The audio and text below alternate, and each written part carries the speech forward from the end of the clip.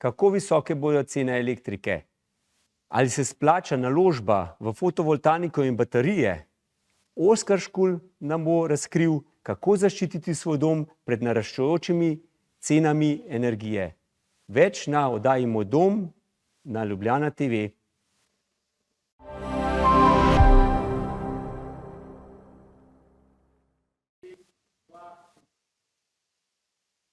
Drage gledalke, dragi gledalci, dobrodošli v oddaji Moj dom na Moja TV, Ljubljana TV. Danes se posvečamo eni najbolj aktualnih tem, energetski situaciji v Sloveniji in v Evropi. Kako visoke so cene elektrike, kaj pomeni omrežnina in stroški zalogovnikov, ter kako se lahko z uporabo fotovoltaike in baterijskih sistemov zaščitimo pred naraščajočimi cenami. O vsem tem se bom danes pogovarjal z našim gostom, strokovnjakom za energijo, Oskarjem Škuljem. Dober dan, Oskar. Hvala za vabilo. Oddajo bomo razdelili na 3 sklope, vsak po 10 minut, v katerih bomo podrobno raziskali trenutno stanje, možnosti in rešitve za gospodinjstva in podjetja. Oskar, kako bi trenutno opisali situacijo ta energetsko v Evropi, na primer?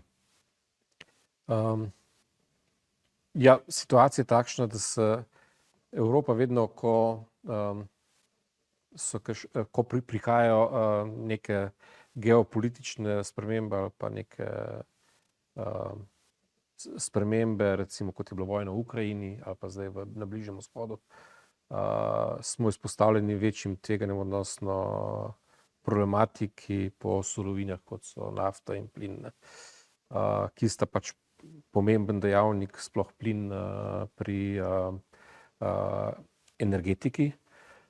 To pomeni, da takrat je ta volatilnost, se pravi, spreminja cene elektrike in ostalih energentov večja, ne? In to pomeni posredno vpliva na prebivalstvo in na industrijo, ne? Trenutno se soočamo spet z neko tako situacijo. Dejansko se pa še od ukrajinske vojne še nismo čist, bi rekel, po domače pobrali. Zadeva je zelo kompleksna, zato je zelo pametno, da če imamo možnost biti samooskrbni, da tukaj pač vlagamo v te rešitve, ki so nam dane, kot je sonce, veter, voda. Hidroelektrarn imamo kar nekaj v Sloveniji, imamo tudi jedrsko in TEŠ, se pravi termoelektrarno, kar imamo pa še ogromno potenciala, so pa sončne elektrarne in vetrne, ne. Tako da, zelo smiselno je vlagati in biti čim bolj samooskrben v obnovljive vire energije, ne. Katere države pa so zdaj najbolj prizadete, rečemo, katere so pa najdel te učinkovite rešitve, točno, koliko smo zdaj se pogovarjali, a ne o teh alternativah, ki so plinu in nafti, a ne? Znotraj Evropske unije imamo vsi zelo podobne regulative in zaveze, a ne, po obnovljivih virih. Neke države pač izvajajo te prehode, odnosno so že naredile večjo stopnjo tega prehoda na obnovljive vire energije. Nekateri smo pa pač še mogoče malo v zaostanku. Slovenija je verjetno v zaostanku v primerjavi z drugimi državami evropskimi, sploh z Nemčijo, Avstrijo, tudi Italija pospešeno vlaga v te vire energije. V Sloveniji pač je bilo pa v nekem obdobju 4 leta nazaj, 5, ko je bilo še ta net metering, je bilo tega več, ne. Potem je malo zastala sama, bi rekel, ne proizvodnja, ampak postavljanje sončnih elektrarn. Nekako vemo, da javnost slovenska ni naklonjena vetrnim elektrarnam, ne. Do sončnih pa nimamo nekih takih slabšalnih pogledov, tako da sonce zagotovo velik potencial. Je pa res, da mogoče niso vsa področja Slovenije enako osvetljena s soncem, ne. Recimo Ljubljanska kotlina ima problem jesen, pomlad, takrat, ko so megleni dnevi, ne. kar više ležeče predeli, tudi Gorenjska ima boljši status, najboljše pa Prekmurje pa Primorska, ker imata več možnosti. Zdaj, če se dotakneva cen elektrike v Sloveniji, a ne? Dobivamo informacije, da imamo poceni elektriko, ampak glede na to, na druge evropske države, kje smo mi s tem cenami zdaj trenutno v Sloveniji? V Sloveniji smo dejansko primerljivi v cenah, ne? Električne energije, ker pač tudi deluje ta enotni zdaj evropski trg. Tudi zakupi se lahko vršijo čez mejo, se pravi, ali pa prodaja, tako da tukaj ni nekih omejitev, kjer pa imamo mi mogoče še neko prednost, ne? Ki je izražena na koncu vedno na računu za električno energijo, so pa omrežnine, ne? Tukaj smo pa daleč pod povprečjem Evropske unije, ne? To, kar tudi strokovnjaki ELES opozarjajo, da imamo prenizke omrežnine in tukaj moramo delamo in izenačevati z nekimi evropskimi smernicami, ne? Ker če ne vlagamo v omrežnino, skratka v omrežje, se bo vse začelo to nam te investicije nazaj vračajo kot skozi omrežje, da je pač preobremenjeno, ne? Ta preobremenitev omrežja bo gotovo težava. Ja. Raven zaradi tega, če bomo toliko vlagali v razne kolektorje sončne, a ne, fotovoltaiko, to s tem povečujemo, ne? Omrežje pa gotovo ne sledi temu, a ne. Tle ni zgolj, če vlagamo v sončne elektrarne, ne, da preobremenjujemo, ker če na samem mestu porabljajo električno energijo, ne, potem ne pride do preobremenitve električnega omrežja, ker je pač poraba na samem mestu nastanka, ne. Tukaj potem pač pridemo do točke, kjer velikokrat je smiselno, kar danes govorimo, so zalogovniki, se pravi baterije električne energije, ker pač jo lahko porabljaš v različnih terminih dneva, ne zgolj takrat, ko nastane. To bo pa gotovo tema še za naprej, za naslednje sklope. Oskar, kaj pomeni trenutna energetska situacija za povprečnega gospodinjskega porabnika v tem trenutku, ta situacija, ki je? Trenutno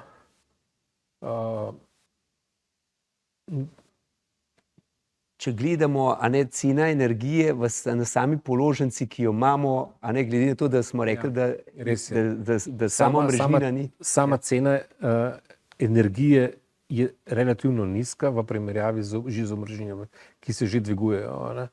Ampak trend je, da bodo ta omrežnine še postopoma še se zviševale, ne. Ampak omrežnina več danes ne pomeni zgolj samo to, da gre na količino porabljene energije, ampak dejansko tudi na konično obremenitev, ne, po domače špice, ne, kjer dejansko se meri najvišja možna poraba v nekem trenutku električne energije, ne, in od tega se pač plača neka omrežnina. To se va gotovo dotaknila tudi v nadaljevanju, raven teh špic, po domače povedano, ne, kako in kaj se bo to lahko zmanjševalo, po naša položnica. Kateri dejavniki pa dejansko najbolj vplivajo na nihanje cen pa to stabilnost omrežja? Kateri dejavniki so? A je to zima, poletje, a je to, na primer, kaj so ti, ki to? Ja, zima zagotovo, zato je, ker pač takrat ogromno gospodinjstvo je prišlo na ogrevalne sisteme, ki so vezani na električno energijo, kot so toplotne črpalke, električne peči. V nekem obdobju je bilo močno pospeševana zamenjava za bolj energetsko učinkovite sisteme, ne. Takrat je ogromno šlo plinskih in oljnih peči na elektriko kot toplotne črpalke ali še kaj drugega. Dočim, ja, jaz mislim, da zima definitivno prednjači po obremenitvah, ne. Ja, ker živimo v takem okolju, kjer je zima, rečemo, bolj prisotna. Tako, se pa mogoče zdaj spet že, ker vemo, da po poletju znajo biti tudi ekstremno vroča, imamo zdaj izkušnjo zadnji 2 leti. So pa tudi spet gospodinjske hiše ali pa tudi pisarne začeli ogrevati ogromno klimatskih naprav, ki so pa zopet. Sam poleti imamo tudi največ sonca, da lahko iz Res, njega potegnemo to energijo. Ja, samo moramo pa zato potem imeti ustrezno količino voltaičnih elementov na strehah ali pa na kakšnih drugih primernih površinah, ne, da lahko potem si to povišano porabo, ki jo pač imamo z novimi ogrevalnimi tehnikami ali pa še drugimi elementi, jo lahko nadomestimo. Ne. Kar je danes še velik porabnik ratuje električne energije, so podatkovni centri, umetne inteligence in to bo pač treba nekje nadomestiti in pridobiti to dodatno novo energijo. Ne. Ker mislim, da se ne zavedamo več ali pa se ne predstavljamo več, da bi brez vseh teh novodobnih tehnologij znali še živeti kot družba. Oskar, prišel čas, da si vzamemo malo odmora. Drage gledalke, dragi gledalci, počakajmo nekaj minut, se vrnemo, boste videli, da tema bo zanimiva tudi naprej. Hvala.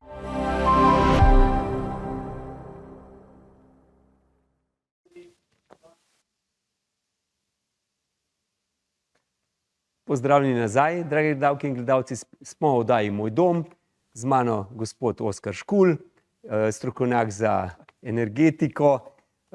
Pogovarjava se o trenutnih situacijah energetskih v Evropi, v Sloveniji in kako probati čim bolj nevtralizirati te skoke, kako da nas to ne bo prizadelo skupaj. Oskar, prej smo se pogovarjali o omrežnini. Kaj je omrežnina in kako vpliva na mesečne stroške gospodinjstva? Omrežnina je dejansko uporaba električnega omrežja, ki ga pač nam izkazuje na računu kot SODO, skratka elektrodistributerji pač so dolžni. Oni skrbijo za razvoj in investicije v elektroomrežje in vsi ti stroški, ki so iz omrežnine, dejansko so za pokrivanje fleksibilnosti pa razvoja električnega omrežja kot takega, ne, da dejansko nam pride sploh energija, elektrika do doma. Zdaj, v zadnjem času, leto nazaj, leto pa pol, smo se ogromno pogovarjali o tej omrežnini, ker se je ta način obračuna te omrežnine tudi malo spremenil.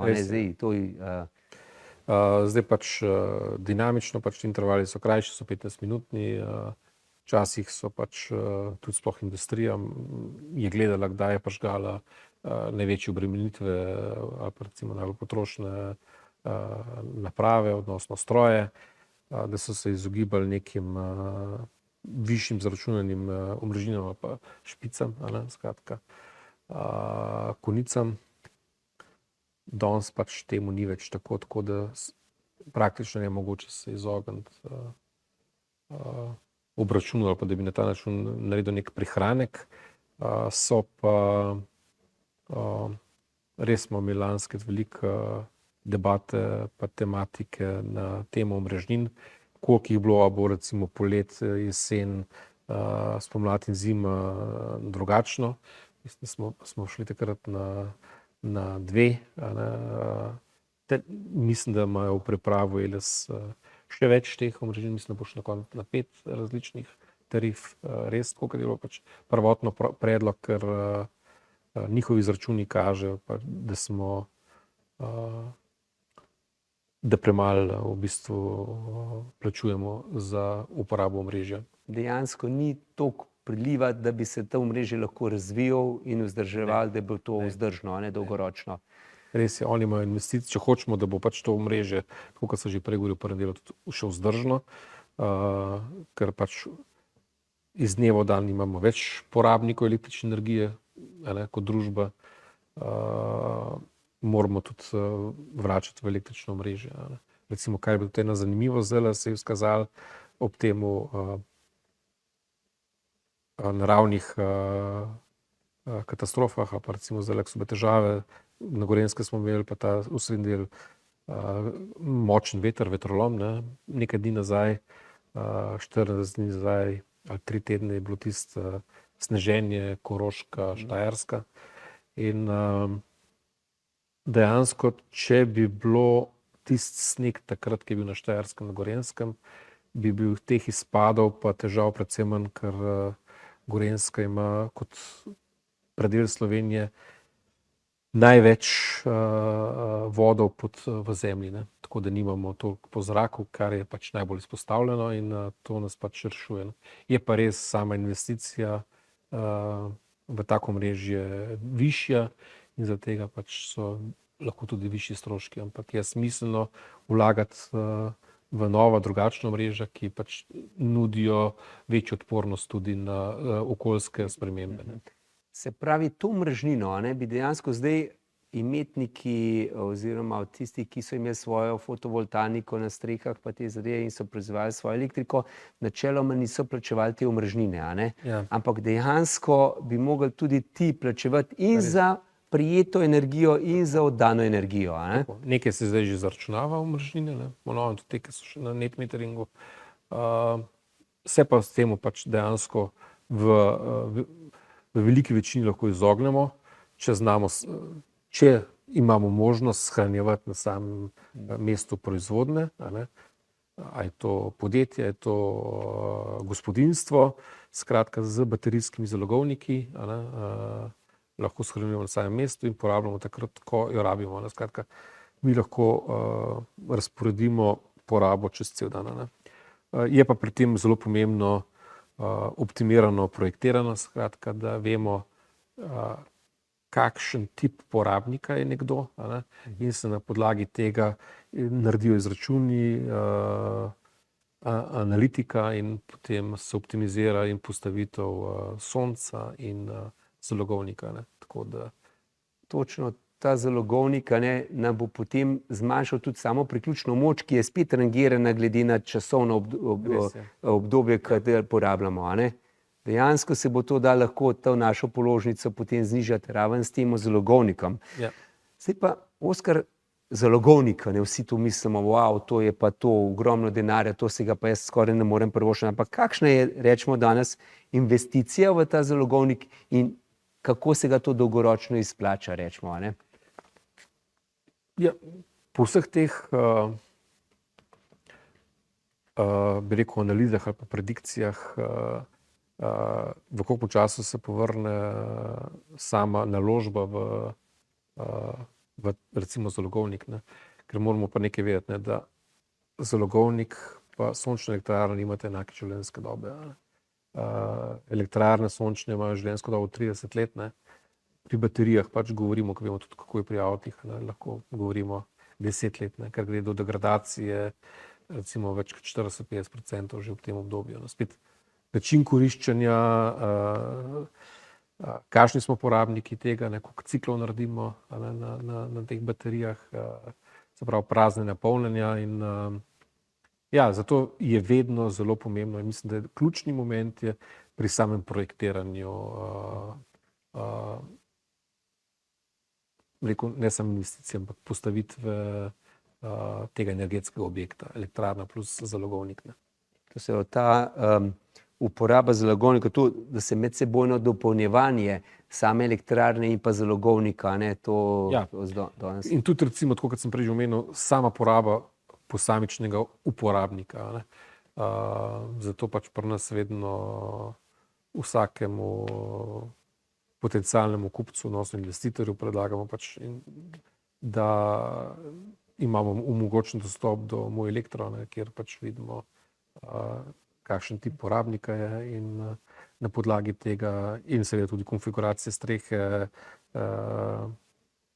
ali še kakšnega drugega objekta probamo čim bolj optimalno sprojektirati projekt njegovim potrebam.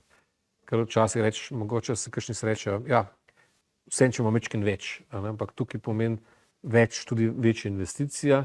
Na drugi strani lahko več stroška, če pač nimaš nikamor tega oddati, če moraš to mrežje, bo strošek. Kar se tudi dogajati recimo v poletnih mesecih, ko je veliko sonca. V konicah dneva, ko je sonca največ, smo že dosegali že 2 leti zapored tudi v Sloveniji negativno ceno električne energije. Skratka, in če nimaš tega nikamor shraniti, takrat, ko imaš višek, se pravi v konici dneva med 12 in 1, ko je sonce najvišje in takrat pač tudi elektrarna ima najboljši izkoristek po predelavo energije. so ljudje že začeli sklapljati.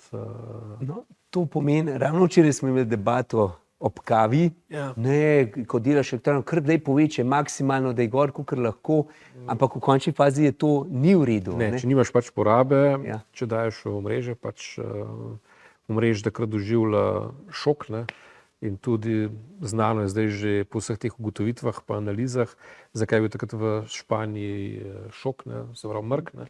To je bilo povezano s sončnimi elektrarnami, ker so pač toliko zabile omrežje in prevelika proizvodnja elektrike.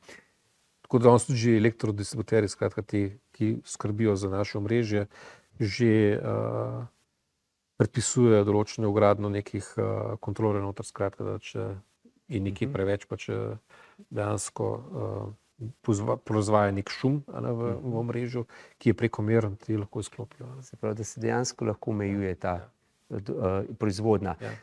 Katere tehnološke novosti pa trenutno najbolj spreminjajo način shranjevanja in porabe elektrike? Je kaj takega zdaj na trgu, ki bi rekel, zdaj pa to je pa nekaj novega, da bi... A za shranjevanje samo? Tako, ja. V bistvu je bilo kar že nekaj časa, ampak mislim, tehnološko je še ta stvar predvsej draga, je recimo vodik, ne, hidrogen. Ne. Dejansko lahko tudi pretvorjaš sončno energijo, ne, v hidrogen. Ne. Tam ima ta pol dve, ne. A je zeleni, skratka je sončni iz OVE, ali iz česa drugega. Ne.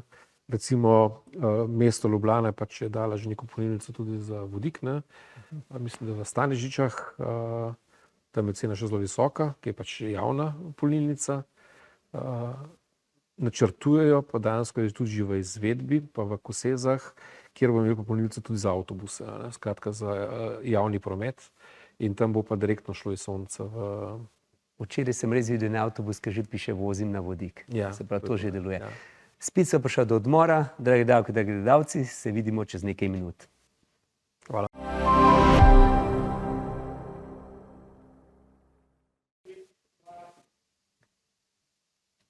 Dragi davke, dragi davci, spet smo nazaj v oddaji Moj dom, z mano še vedno gospod Oskar Škulj. Mi se pa danes pogovarjamo o energetski situaciji, eno najbolj aktualnih tem v tem trenutku.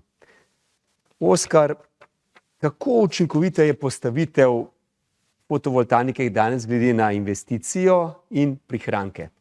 Ja, to je ena izmed bolj smiselnih investicij v ta trenutek iz moje perspektive. Zaradi tega, ker to je edini način ta trenutek, se pravi način samooskrbe, kjer si pač lahko en del energije ustvarimo, predelamo sami, in pri tej volatilnosti, se pravi raznih drugih energentov, je absolutno smiselno vlagati v obnovljive vire, kot je sonce in še kaj drugega. Ampak mislim, da sonce ima še veliko potenciala v Sloveniji. Kateri so pa glavni pogoji za pridobitev, rečemo, subvencije, ne, pri fotovoltaiki in zalogovnikih, ker to je danes zelo pomembna zadeva, ker če ne bi bilo teh subvencij, bila stvar še vedno draga, a ne? Ja, ampak moramo vedeti, da vsi, ki investirajo to, ne uspejo pridobiti subvencije, ne. Ker to, če postaviš, investiraš v elektrarno ali pa obnovljive vire, še ni samo po sebi ne pomeni upravičen razlog do subvencije, ampak je pač možnost pridobitve, ne. Pri pridobivanju subvencije pa zelo pomembno pravilno projektiranje, skratka, da ima sam projekt vsa ustrezna dovoljenja, ne, ki jih zakonodaja zahteva. Načeloma se ne more priti do priklopa, ampak ljudje velikokrat naredijo z določenimi podjetji napake pri samem projektiranju. Tudi če imaš nekaj projektiran, položeno samo vlogo, dejansko, da na drugi strani Borzen ali pa Moped, ki dajo pač razpisne pogoje, se to vse preveri, a je to pravilno umeščeno in zinštalirano, a je vse po enakih parametrih pri preklopu, kot je bilo v samem projektu. In če pač ni, pride do zavrnitve teh sredstev. tako da tudi rečejo, nekdo rekel, ja, tako, včasih smo tudi tako verjetno zidali hiša, a ne. Se vseeno figa, če še eno vrsto opeke dvignemo sleme, a ne. Danes je to ne gre več skupaj, a ne. In tle je ravno tako, a ne. Rečeš, bom pa dal še 2 panela voltaike še zraven, a ne. Pride odstopanje od projekta in pač je zavrnitev, a ne. Ne dobiš lahko priklopa, a ne. Moraš pa odstranjevati to, a ne. To se pravi, tukaj se moramo držati tistega osnovnega pravil, ki so pač predvidene, ki jih zakonodaja ureja, in da tudi imamo izvajalca, ki poskrbi za ustreznost vseh postopkov in dokumentov in papirjev, ne. Mislim, samega projekta kot takega, ne. To se vaše podjetje tudi ukvarja s tem, a ne? Mi imamo vse te stvari v lastni režiji, v lastne ekipe, od projektiranja z osnove do vlog, do pomoči potencialnemu kupcu, a ne, uporabniku, da ga pač vodimo čez ta proces in mu svetujemo in pomagamo, pač, da naredimo projekt čim bolj optimalen, skratka, da je teliran na njegove pač potrebe in želje. In seveda potem imamo tudi kompletno ekipo svojo izvedbeno, a ne, ki tudi zmontiramo, nimamo dejansko tukaj tretjih, ampak lahko potem vemo, kaj smo sprojektirali, kaj smo postavili in stojimo vedno za tem, tako da.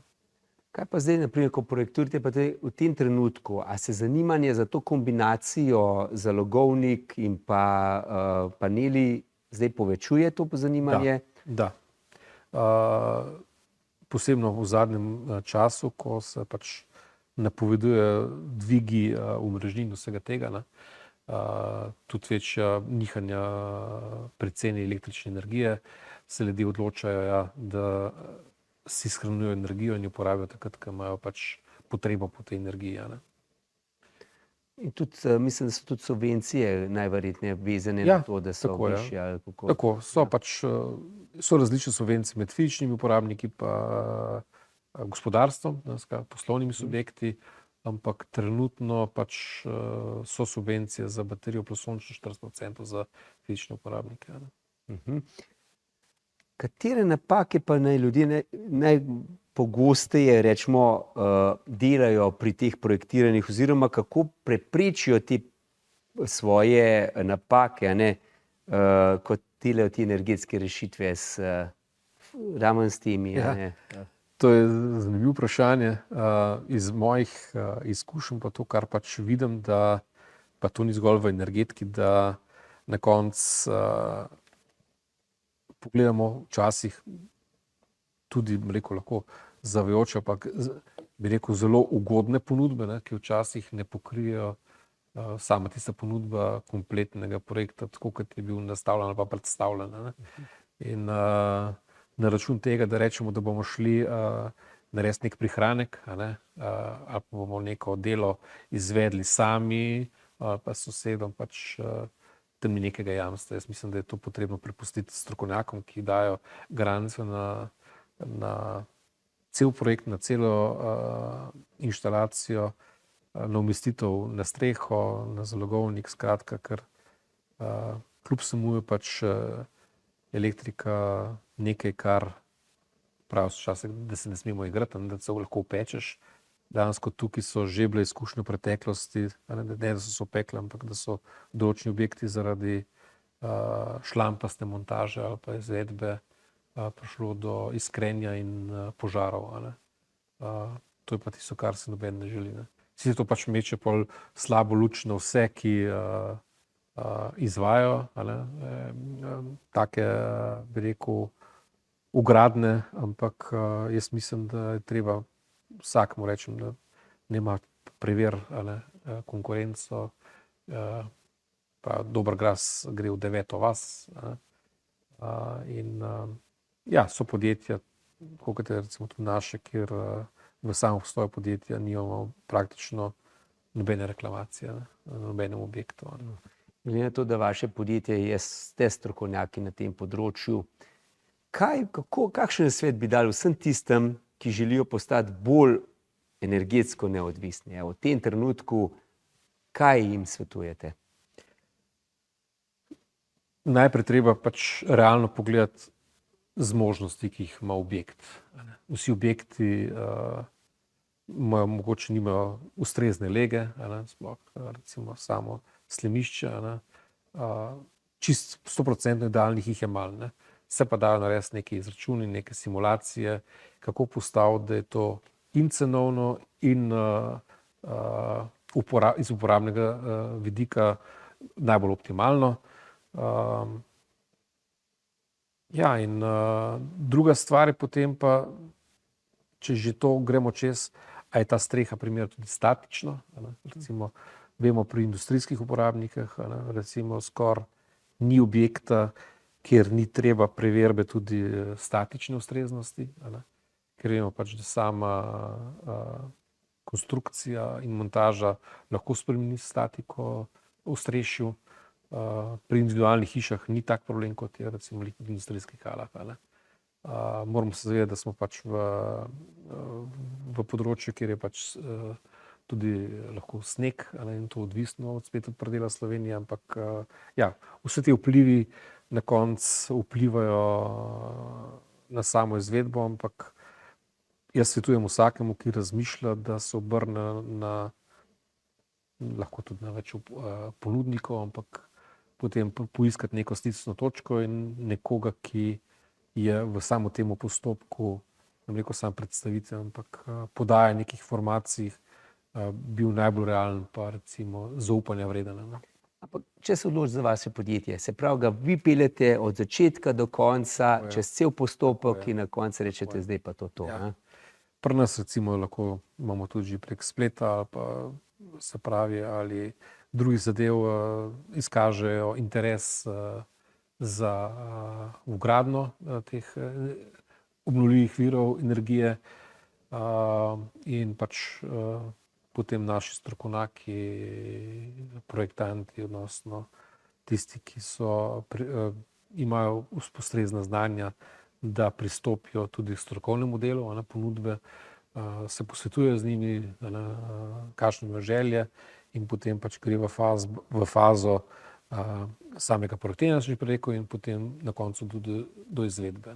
V vseh teh postopkih poskrbimo tudi za vso dokumentacijo, ki je potrebna, pol na koncu tudi za pridobivanje, tako kot sem že omenila, subvencij. Kje vas lahko najdemo? Podjetje se nahaja na Jesenicah na Dolenjskem, to je praktično na sami meji na Obrežju. Smo prisotni pa pač po celi Sloveniji. Spletna stran? jb-energija.com. Oskar, hvala za današnji obisk. Mislim, da so obdelala zanimivo temo, da mogoče tudi nekdo, ki nas naj poslušal, bo mogoče dobil interes, da bo nekako zmanjšal svojo položnico za elektriko. Dragi gledalke, dragi gledalci, vam pa hvala, ker ste nas poslušali, pogledali in se vidimo v naslednji oddaji. Hvala tudi vam.